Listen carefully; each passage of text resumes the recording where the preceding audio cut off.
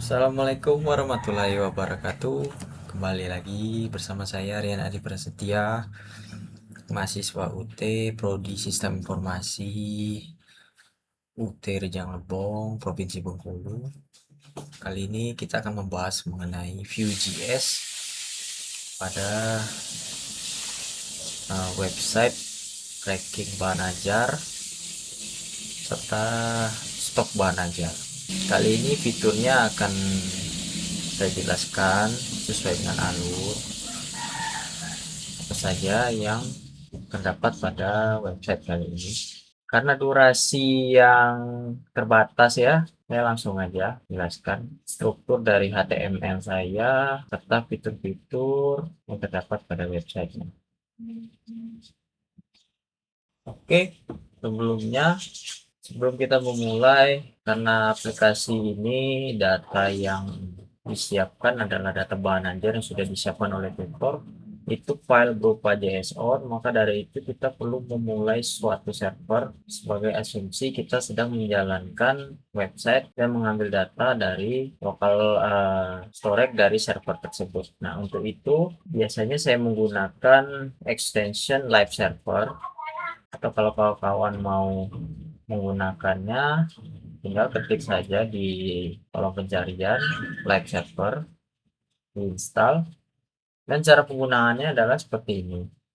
Kita langsung saja ke Explorer, pilih HTML yang akan kita gunakan. Dalam hal ini, karena kita menggunakan JSON, kita tidak bisa langsung saja klik file HTML-nya. Untuk itu, maka setelah kita siapkan server tadi, pada kolom kanan bawah, home status ini, terdapat tulisan Go Live. Kita klik aja, klik to run live server.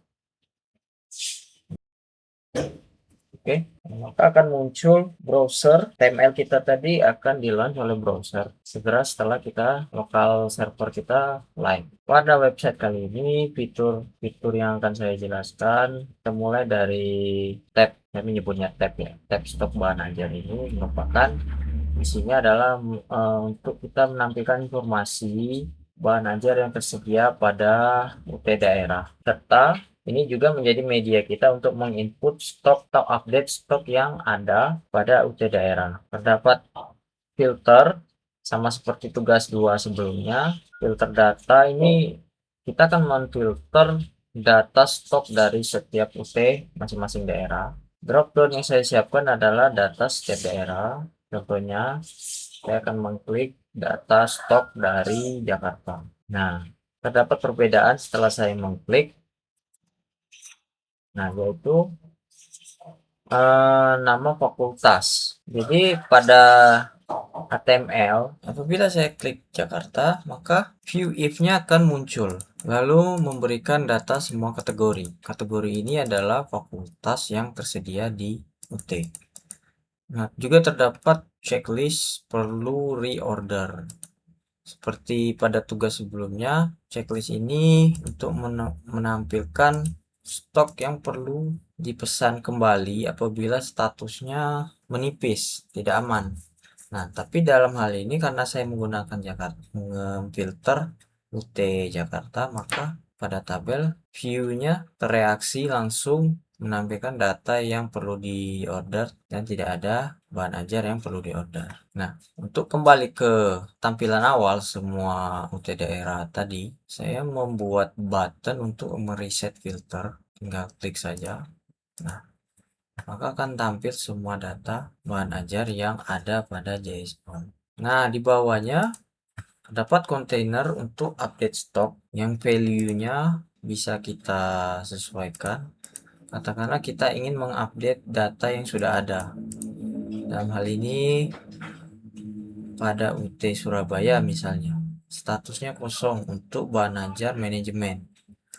Maka saya akan pilih Surabaya dengan kode bahan ajar, tinggal copy paste saja judul bahan ajar. Nah, di sini terdapat kolom input safety dengan nilai 10. Jadi stok aman dengan status hijau itu adalah apabila kita menginput atau mengupdate stok jika stoknya melebihi 10. Nah, Ini sebagai reminder aja untuk admin bahan ajar bila ingin menambah stok sebaiknya di atas 10 sama dengan atau di atas 10. Untuk itu kita akan update 2 kali dari itu 20 pieces bahan ajar. Kita simpan atau update stok. Yang akan terjadi adalah tabel tersebut akan langsung diupdate. Diupdate ya, bukan berarti menambah baris baru. Jadi tidak ada penumpukan data, tidak ada data yang redundant, yang double. Jadi kita memang benar-benar melakukan update. Saya klik, muncul alert. Nah, seperti kita lihat di tabel, stok bahan ajar di UT daerah Surabaya statusnya sekarang aman. Di sini juga kita bisa menghapus data yang ada. Ya kurang lebih seperti itu ya.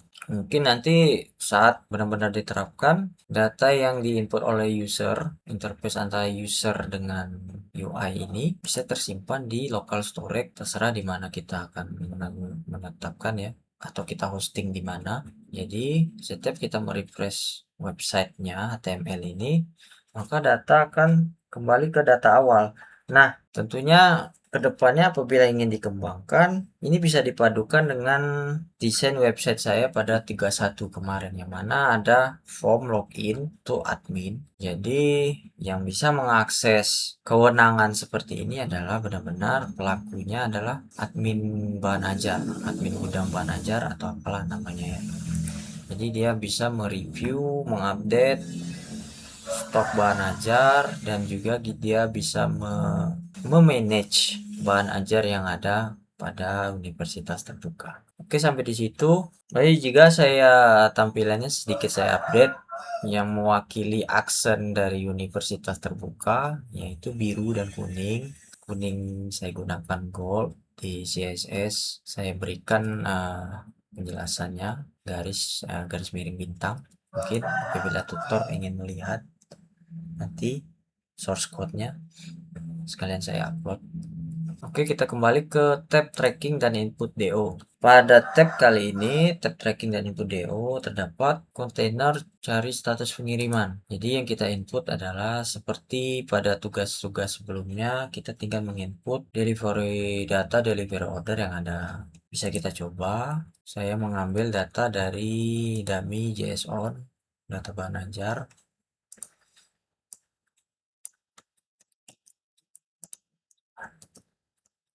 Sudah saya input, sekarang kita cari di sini peran Vue.js langsung berjalan. View model itu dengan berkat view model HTML kita ini tidak perlu merefresh, merender ulang kontainer yang ada, menambahkan kontainer status dalam pengiriman. Prinsip kerjanya hampir sama seperti modal pada tugas 1 kemarin, tapi ini benar-benar dijalankan oleh Vue.js application. Jadi data yang ada itu tuh berasal dari user dengan istilah data driven. Bukan data itu tersimpan di HTML. Berdasarkan hasil pencarian DO tadi, dari data dummy kita dapat proses pengiriman untuk nama mahasiswa Budi Santoso dengan name, paket apa, dan riwayat perjalanan. Nah, di sini peran admin bahan ajar saya tambahkan untuk mengupdate lokasi status terkini. Mungkin apabila admin menerima notifikasi paket dari ekspedisi terkait, katakanlah JNE, paket sudah di mana. Nah, admin melakukan update lokasi paket. Anggap saja ini seperti yang sudah saya siapkan ini, kita buat saja paket sudah sampai di gudang.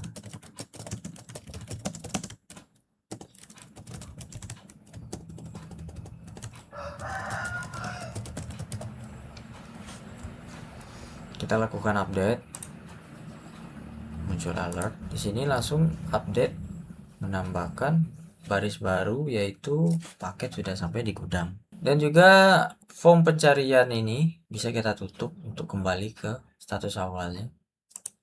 Nah, seperti ini. Berikutnya apabila kita ada delivery order yang baru, katakanlah terdapat delivery order dari suatu mahasiswa, tinggal kita input datanya.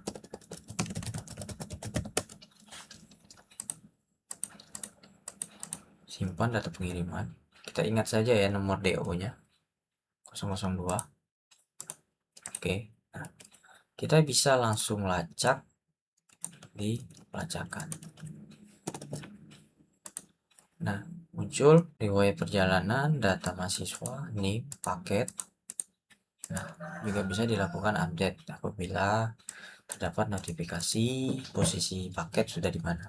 Oke, sampai segitu dulu video kali ini.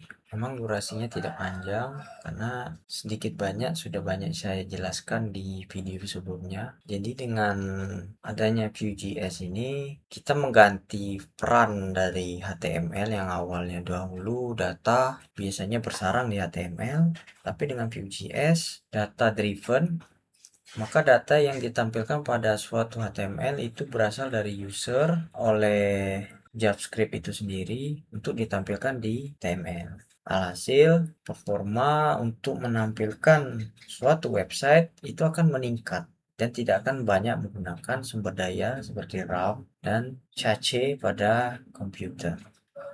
Dan juga Vue.js ini terus berkembang dengan pesaingnya yaitu React.js yang sering digunakan pada Facebook ya. Vue.js ini terus dikembangkan dan performanya secara signifikan terus berkembang dan sangat membantu dalam pengembangan aplikasi berbasis web. Oke, sekian dari saya akhiri. Apabila ada kurang kata, ada hilap, saya minta maaf. Saya juga masih belajar. See you next time ya. Assalamualaikum warahmatullahi wabarakatuh.